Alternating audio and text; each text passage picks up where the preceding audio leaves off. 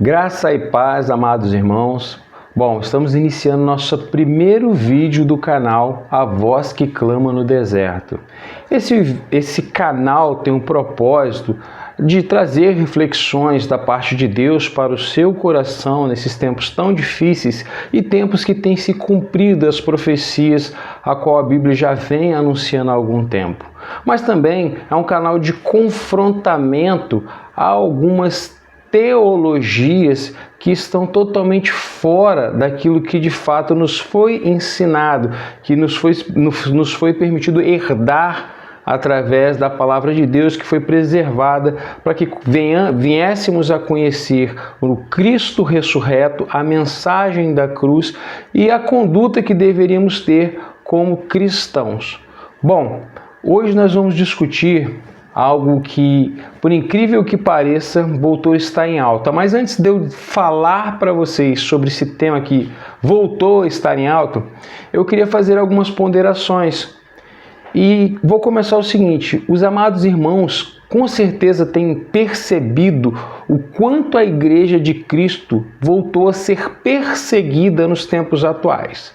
Bom, vamos lá. Eu puxei um dado aqui do censo, e esse dado ele está entre 1º de outubro de 2022 e 30 de setembro de 2023. Nesse período, 4.998 cristãos foram mortos por causa da sua fé, por causa de anunciar o seu evangelho. Essa é uma taxa de 13 cristãos assassinados diariamente em diversos países como República Democrática, Congo, Nigéria, dentre outros países, né? Centro da África, entre outros países de extrema perseguição ao cristianismo. E nós temos visto que esse ano não foi diferente. Desde o começo do ano, há inúmeros relatos de cristãos sendo assassinados por não negarem a sua fé, na verdade, por continuarem anunciando o Evangelho de Cristo. Tendo dito isso, eu também quero voltar a atenção dos amados irmãos para uma notícia que saiu há aproximadamente umas 3 semanas, referente ao Canadá. Lá agora existem leis extremamente severas para se anunciar a palavra de Cristo. Eu, sendo pai, morando no Canadá, se eu ensinar o meu filho na doutrina da Bíblia e isso vier à tona, seja porque o meu filho chegou a expor isso às autoridades de lá, ou o meu vizinho, eu vou ser preso. E por um tempo que vai depender muito do seu advogado, de como eles vão julgar a sua causa. Pregar, expor a palavra em praça pública é extremamente proibido. Você vai preso. E se a gente for citar alguns outros países, não estão diferente disso. Só que em meio a todo esse caos, eu queria trazer à tona um ponto. Por incrível que pareça, na Coreia do Norte, as poucas pessoas que vêm sido alcançadas lá nesse país extremamente fechado, essas pessoas vêm sendo alcançadas pelo Espírito de Deus e sendo extremamente fiéis e valorizando a mensagem da cruz. Tony, por que você tem falado tudo isso? Porque com tantas coisas acontecendo, com tantas profecias se cumprindo, com a igreja sendo perseguida e as pessoas sendo mortas por não negar a sua fé, o embate que voltou à tona nas igrejas, pasmem vocês, é o dízimo. Enquanto tem gente morrendo por não negar a Cristo, tem igrejas preocupadas mais com o dízimo. O dízimo ele é bíblico, a oferta ela é bíblica. Mas precisamos entender que dizimar é uma extensão da graça de Deus em nos permitir participar da obra dele, a qual ele nem precisa de nós, pois ele é o Deus do ouro e da prata.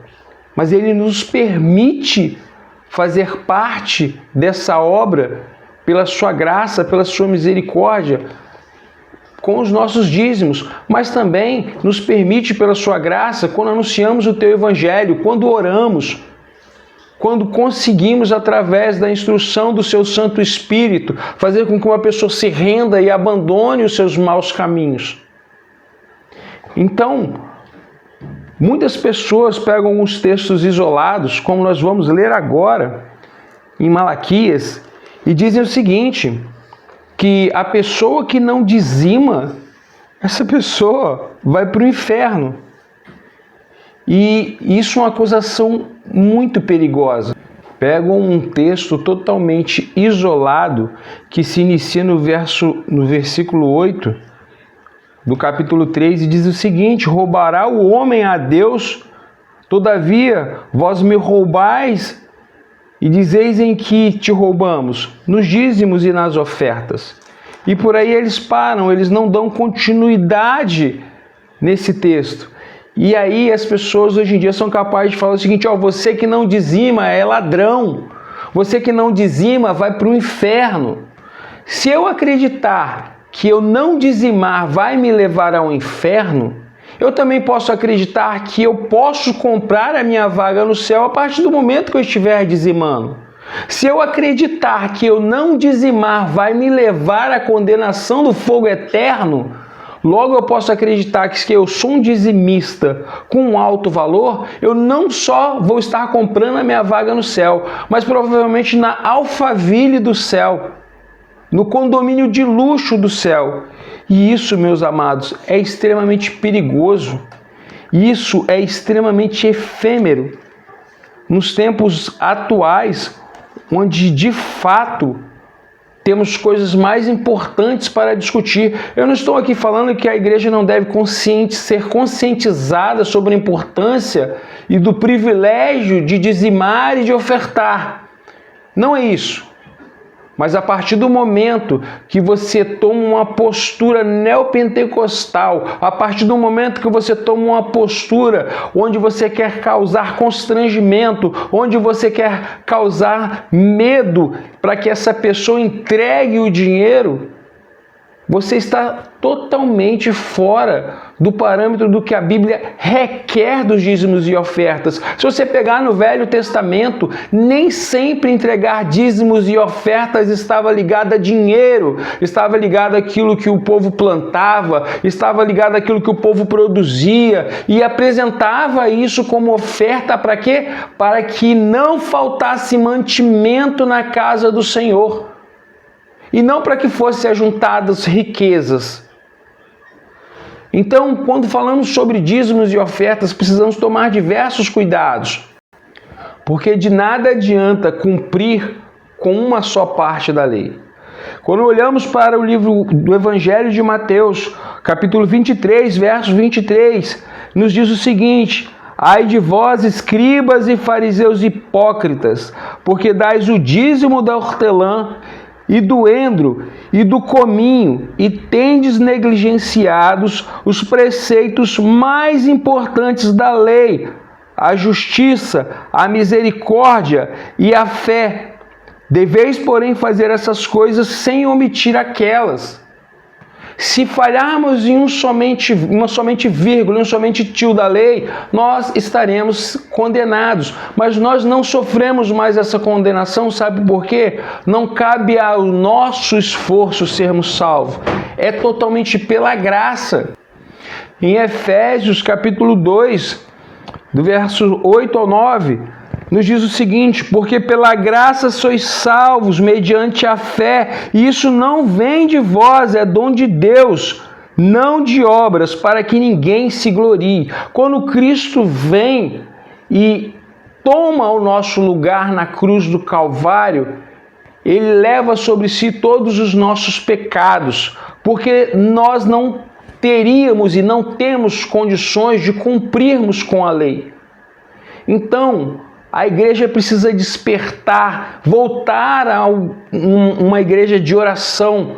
As igrejas que tinham cultos de orações toda semana, agora é uma vez na semana, mesmo que pegue a semana toda. Tem igrejas que nem tem culto de oração mais, que não tem encontros de oração, e a oração nos liga direto ao trono de graça e de poder de Deus. É tempo da igreja despertar, é tempo da igreja acordar para aquilo que fomos chamados e cumprirmos com o ide de anunciar o Evangelho através do nosso testemunho, anunciar o Evangelho através das nossas palavras, através dos frutos do Espírito Santo.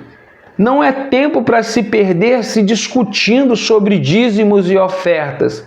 Sim, a igreja precisa ser conscientizada, mas isso não deve se tornar um embate, isso não é o foco. A igreja não está aqui para juntar tesouros no céu. A igreja deveria investir cada vez mais os recursos em missões, em obras evangelísticas, em até mesmo assistir membros na igreja que estão passando por dificuldade. E não em gastar, em ostentar com uma igreja cada vez mais bonita, mais pomposa, com ar cada vez mais moderno, com modernidade nisso, modernidade naquilo. Não estou dizendo que a sua igreja tem que ser desconfortável, mas as igrejas hoje, que são mais temerosas e zelosas pela palavra de Deus, sequer têm bancos para as pessoas sentarem. Então, você não deve cair dentro dessas conversas, dessa teologia da prosperidade. Essas mesmas pessoas que dizem que se você não dizimar, você é um ladrão. Essas mesmas pessoas que dizem que se você não dizimar, você está roubando a Deus. São aquelas pessoas que vão pregar para você o seguinte: você tem que brigar com Deus, você tem que exigir de Deus. Eu quero a minha casa, ela tem que ser assim, assim, assim, tijolinho por tijolinho, senão eu não quero. Eu preciso de um carro porque isso, eu sou fiel. Irmãos, vamos acordar. O despertar é agora. Não se iluda achando que nós já não sofremos perseguição aqui no Brasil, porque sofremos. Não somos mortos ainda pelo Evangelho. Não somos encarcerados ainda pelo Evangelho. Mas em todo o tempo a mídia tem batido pesado em tudo aquilo que a Bíblia defende. Família, valores familiares. A Bíblia tem falado sobre tudo aquilo que nós temos aprendido através dos anos, através das Escrituras, através de tudo aqueles valores e princípios que nos têm sido passados, que isso é errado. Então precisamos despertar, precisamos orar e precisamos, meus irmãos, de comunhão. Porque se a igreja se dividir, e eu digo o corpo de Cristo, não a denominação em si, a igreja estará perdida. Essa batalha já foi ganha por nós, quando Jesus Cristo se entregou a si mesmo na cruz do Calvário, recebeu sobre si a condenação que deveria ser nossa, foi morto e ao terceiro dia ressuscitou. A mensagem da cruz tem que ser passada adiante, através de testemunho, de boas obras. Então precisamos ter bom senso, mansidão, domínio próprio e muita sabedoria para utilizarmos o nosso vigor, para utilizarmos a nossa vontade de fazer o que é certo aos olhos de Deus de uma forma prática e de uma forma direcionada pelo Espírito Santo de Deus e não através do que achamos. Então, essa é a mensagem e a primeira mensagem do canal que eu deixo para os corações dos amados irmãos. E eu espero que, por mais simples que seja esse vídeo, os irmãos compreendam que se trata de uma exortação de amor e de simplesmente confrontar algumas palavras que elas são até grotescas e não são bíblicas. Que a graça e a paz do nosso Senhor e amado Jesus Cristo esteja com todos vocês, hoje e sempre. Amém.